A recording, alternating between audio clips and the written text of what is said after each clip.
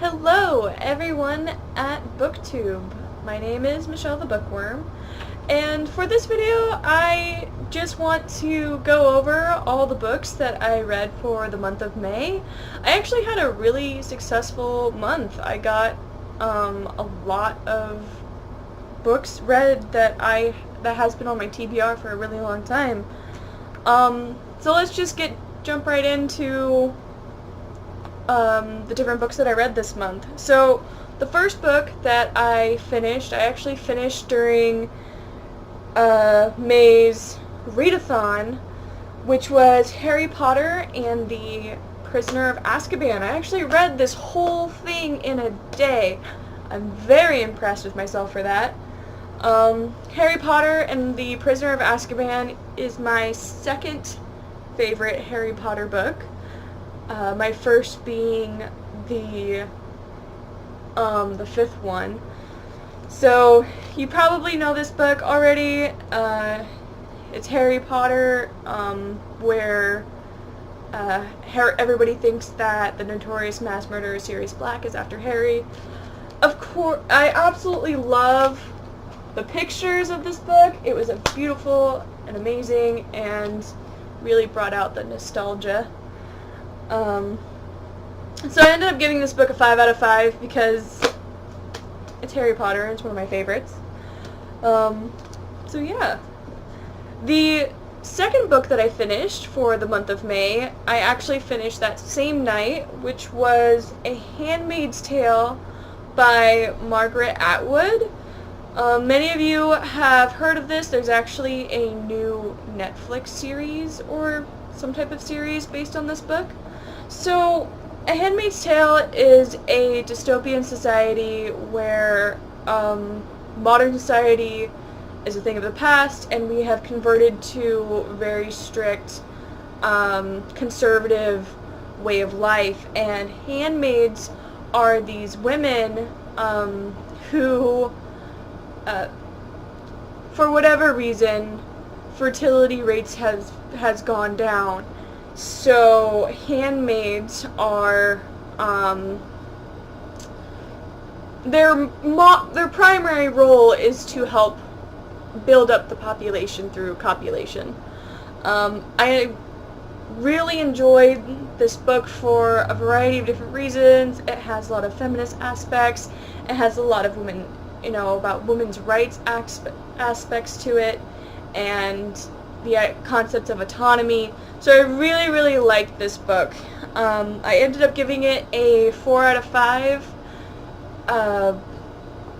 It was just really, really good literature, and I can totally see why people absolutely love this. I ended up taking a lot of notes in this book, and wrote a lot of comments in the margins, which means that it was very engaging. So I would definitely recommend this book to anybody. The third book that I read for the month of May, I won't go into too much detail about it because I want to do a review on it. It is The Lonely Hearts Hotel by Heather O'Neill. It follows these two orphans who, they are children who were born from teen pregnancies, so they're kind of just shipped off to this orphanage.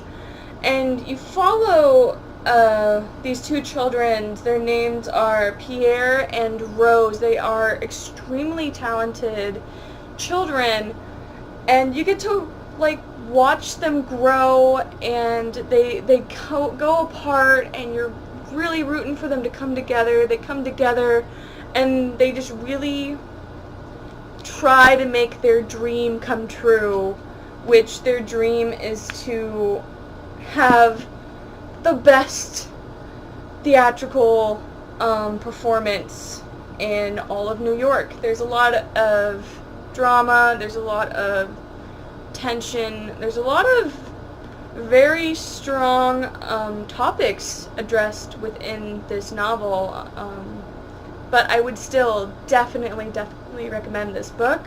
I gave it a 4 out of 5. It was really hard to put it down.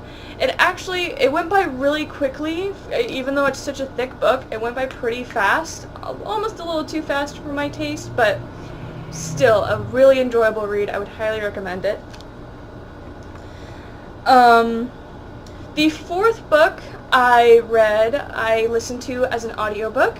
This was on my 100 essential books to read in your lifetime list, and it was The Wonderful Wizard of Oz, and I've actually never read this book before. I've obviously heard about this book before. I've watched Wicked before even reading this book, but it was a really enjoyable story to listen to. I listened to it on LibriVox, and I really enjoyed the characters. I really enjoyed the journey. It was just a really pleasant read book to listen to. And it seems really timeless. I mean, you can't really... She's a very polite, kind of naive girl. Dorothy's very polite. She's kind of naive. And she's just astonished by all the magic that's going on in this world, but she just really wants to get back to the normal, boring life of Kansas. I really enjoyed it. There's quite a bit that they left out of the movie that I had no idea, like the lion becomes the king of lion, and the I had no idea about any of that. So I ended up giving The Wizard of Oz a 3 out of 5. It was definitely something solid to listen to. It was really enjoyable. And I was able to mark it off of my 100 essential books that I have to read. The fifth book and last book that I've read for this month was another book that was on my 100 essential books list, and that was Charlotte's Web by E.B. White. I've actually read this book before. I remember having it read to me in the 2nd grade, but I didn't remember what happened at all, except that I had to build this diorama of the barn. But listening to it again, it was interesting to kind of realize what I remembered and what I didn't remember about this book. It was really sweet, and I actually did get really upset at the end when Charlotte had to pass away. This book kind of teaches you the harshness of life and death and what it actually means to have a farm. Growing up, I always wanted to have a farm when I was a little kid, until I realized that having a farm meant killing the animals. So I feel like this book is possibly trying to politely teach kids that, yeah, that's where your meat comes from. Anyways, I ended up giving Charlotte's Web a 3 out of 5. Again, it was an enjoyable book to listen to. It was really sweet. I absolutely loved the different voices that the reader had for the different characters, and it was a pleasant read. So I did not finish all the books that I had set out to read.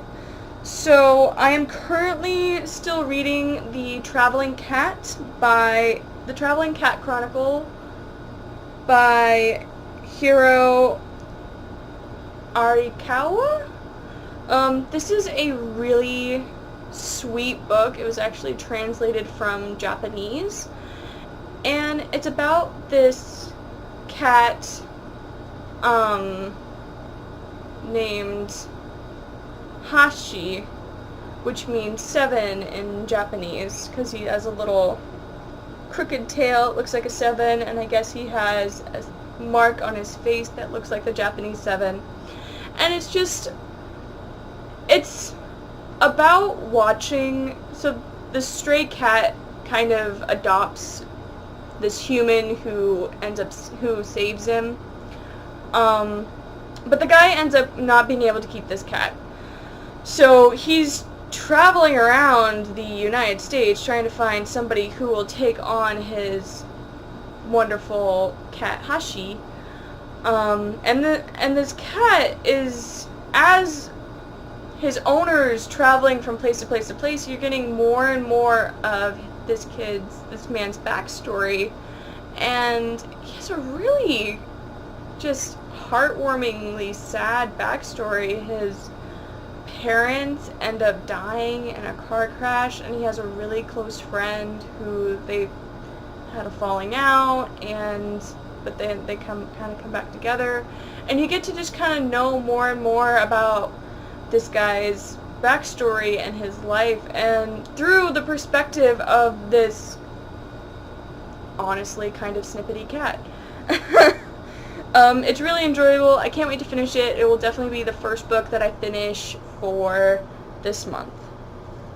I am also still currently reading Harry Potter et la Coupe de Feu. This is the 4th Harry Potter book in French. For those of you who don't know, I do speak and read French, but I do not speak and read French as quickly as I thought I would. This is the first book I have ever read in French. I thought that I could have this finished by the end of the month. Haha. Haha. I am currently on chapter 6. So, it takes me about an hour and a half to read one chapter. So, I think instead of trying to rush it, I'm just going to read this slowly and take my time and really absorb the language, because I am still trying to learn French. And I think that rushing it would just not really help me with that goal. So I will probably be working on this book for a long time to come. But I'm loving it. It's really enjoyable. Oh, and I did learn that, fun fact, the French term for magic wands is magic baguettes. Just for your information. I thought that was pretty funny. And there was a couple of books that I also had hoped to read that I actually didn't get to read. I had wanted to read Sense and Sensibility by Jane Austen, because I absolutely loved her satire, Love and Friendship, and Sense and Sensibility sounds a lot like Love and Friendship. I will hopefully read that at some point in time. And I also didn't get to read Born by Jeff Vandermeer. I'll definitely have to put that on my TBR as well. But anyways, yeah, these were my progress for this month, and I feel like I did pretty well, considering these are some pretty thick books. Anyway, thank you so much for watching, and I actually don't have an end of the video question for this one. Just let me know what books that you read this month, and which ones were your favorites. Anyway, thank you so much for watching, and I'll see you in the next video. Bye!